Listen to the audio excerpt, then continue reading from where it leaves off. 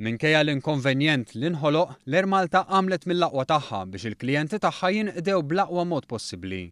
Minħabba problema teknika f'ajruplan, it-titjira tal-ġimgħa flaxija minn Pariġi għal Malta ma setgħetx issir. Minnu fih intalbet l-għajnuna tal-inġiniera Franċiżi li sabu li l-ħsara kienet f'parti li ma setgħux ibidlu huma. Għaldaqstant is-sibt filgħodu tim ta' inġiniera Maltin telqu lejn Pariġi bil-parti li għandha tinbidel.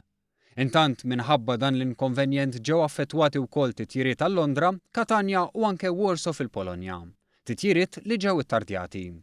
Dwar dan ħadna l-kumment ta' Joe Gallia, aġent kap eżekuttiv tal-Air Malta.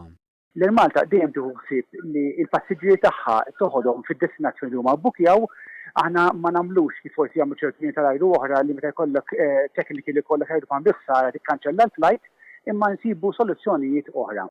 Fil-fatt spjegalna Gallia il-passiġġieri fit-titjira minn Franza lejn Malta instabitilhom lukanda u l-kumpanija ħadet ħsieb il-bżonnijiet tagħhom.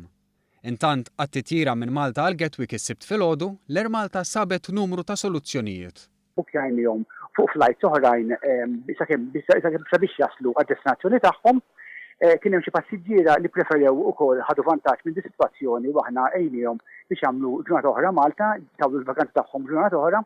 Fl-istess waqt, għal passiġġieri skedati li jiġu lejn Malta minn Gatwick, l-Air Malta skedat li tibgħat ajruplan ieħor propju sabiex dawn il-passiġġieri jinġibu Malta, id-destinazzjoni tagħhom.